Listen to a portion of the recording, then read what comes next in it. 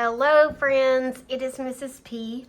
I am here to do my check-in. I am getting on a routine, so I'm very thankful for that. My fingers are healing. I've got all this blue stain on my bandages today. I don't even know what it's from, but I did shorter bandages today, but I didn't do them as thick, and this finger has hurt me all day just because it's tender, and so I need to pad them thicker tomorrow. But anyway, that's an update on my finger. I have an update on my nephew. He went back to the orthopedic today for some more scans. He has not improved at all with his back. So he went and they said that he should have had surgery. So he was in the ER, let's see here, Thursday, Wednesday, was it Wednesday night, Thursday night? I think it's Thursday night. I can't even, I lost track of time. But they flew him out. When they got there, initially they said he needed surgery. Then they reevaluated the scans and said, no, he didn't need surgery. So they sent him home on Saturday. So no, they sent him home on Friday. Anyway, he is one of the toughest young men. He's in his early 30s now, but he's a kid to me.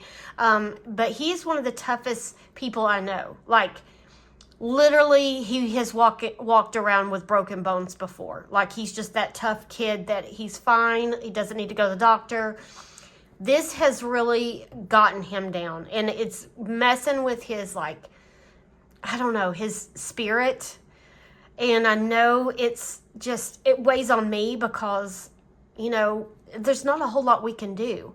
So he did go back to the doctor today.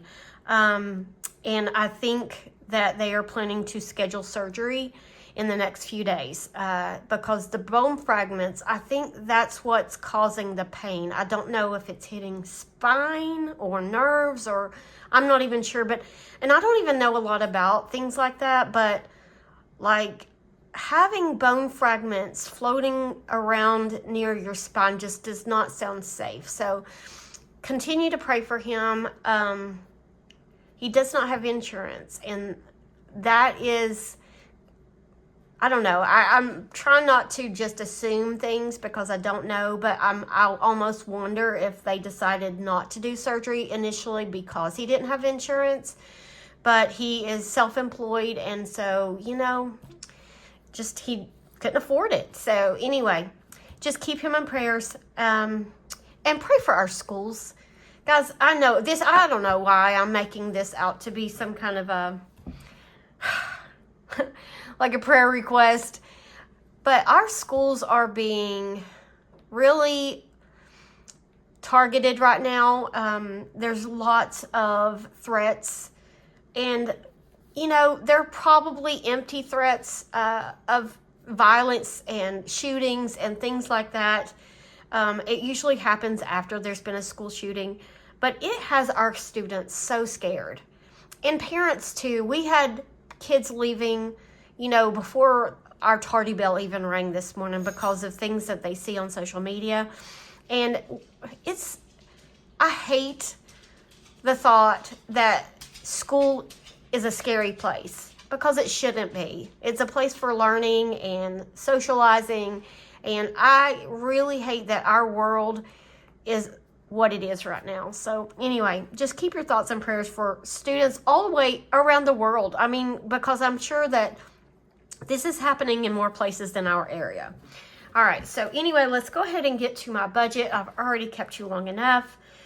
This is my check-in, and it is much better than I've had before.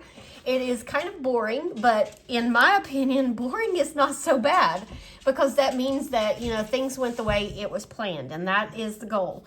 All right, so rollover, we did have 1817.44. Mr. P's income came in at 1,056.64. Nothing extra came in, so this was 2874.08. All right, so that was our total income for the second week of September. Car wash came out for $39.99. Live 360 came out for $8.55. Mr. P Hobby came out for $61, and iRobot $31.03. I need to ask my husband if that's going to be something that we have forever, or if that will eventually go away. I'm not sure if it's like a subscription, or if that's like, I don't know. I'm not sure. All right, so anyway, our bills and expenses was $140.57, which left us with $2,733.51. Okay, so then I go down to my sinking funds and savings challenges. I kind of messed this section up when I did it, but that's okay. I just combined everything together. $752 is what I got out, and I didn't get out anything extra. So $752 stays the same, and that leaves us with $19.81 and 51 cents. Okay. Here's my placemat. All right, so let me move that total up here. 1981.51. Okay, so all of these categories, believe it or not, stayed the same. We did not eat out. We didn't have any unbudgeted expenses, so yay us. So I'll just quickly fill these sections in because, you know, it's boring that you have to sit and listen to me say the same numbers over and over. But I was happy, and I was determined we weren't eating out, and I was determined that we were not going to go spend extra money on anything if we could help it. So $385 was our total. $15.96.51 is what we have left over.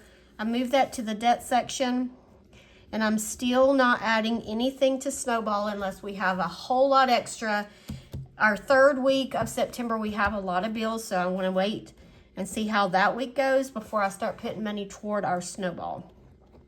So that leaves $1,596.51 to roll over, and I'm very happy with that amount because it's more than what we anticipated, so that's always a plus. And so that is all for the check-in, except for I need to check in with like our spending and our variable expenses. As you can see, there was not a whole lot of that either. Oh, let me pull this off. I only went and got groceries one time at one place. Gas, I've only filled up once, and it wasn't even that much. Gas has gone down a little bit. Pets, I did spend quite a bit on pets. And house, we just spent a little bit there. So let's go ahead and fill these in. I knew that we would spend quite a bit on groceries because this actually was the first time that I've actually grocery shopped for our house in the month of September, because the food we bought here was for the cabin when we were in Gatlinburg. So on 9/7, I went to Walmart and I spent $147. And I was really, when I was at the register, and usually I don't like track how much I'm spending except for what I've put into my Walmart app. And it was really close to $150 in the app. And there was a couple things that they didn't have in stock that I didn't get. So then I replaced them with other things that the price was different. So when I got to the register, I was like so scared that I was going to go over budget because I haven't done that in a long time. But I didn't. I was just right at it. All right, pet supplies, 9/7. I did kind of spend an extra on pet supplies. I had to get some treats for the dog and the cat. I also got a new toy for our dog because my son took a lot of the toys with him when he took his dog back to Washington. So I just thought, hey, I haven't bought new toys in a long time. Actually, I don't think I've bought a new toy for our dog since Christmas. And so I bought her a new toy, a monkey. She loves it. And then what else did I get? Oh, cat food. So the wet food that I get the cat, we technically didn't need any cat food, like the wet food, but the kind she likes is sometimes hard to find, and they had a lot of it, and they had a cash back deal with the Walmart Plus, so I went ahead and got that. So I saved money, plus I got the kind that she likes that is sometimes hard to find. So I thought it was a win-win. All right, so let's see here. Household, $9.7 at Walmart. I got $8 worth of toothbrushes. Okay, and then gas. Gas was the only other thing. $9.7 at Walmart. I spent $35. And actually, it was 33 and some change, so I put 34. It rounded up to 34, but I put 35 in the bank because I didn't have dollars and I didn't want to mess with trying to get change. So I technically I wrote 34 twice there. I'm just going to leave it because I did technically spend 34. I wrote 35 here because that's what I put back in the bank. I'm just going to leave it. And no one budgeted. So, guys, this was a short video, but I knew it would be because there wasn't a whole lot of weird things to add to our check-in. So, anyway, that is all. I just hurt my fingers. I moved my thing and I pressed that. Oh, they are so tender. I'm supposed to get the stitches out. They said 7 to 10 days. Well, as of today, it's been 7 days. There's no way stitches could come out. It is way too tender. And I don't even know if they'll be ready on Friday. So I went to my school nurse yesterday and I asked her what it would take.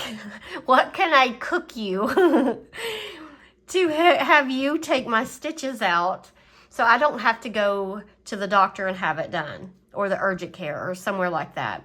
And she said, well, it depends on what they look like. And then I asked her, I said, I'm not even sure if they're going to be ready to come out on Friday.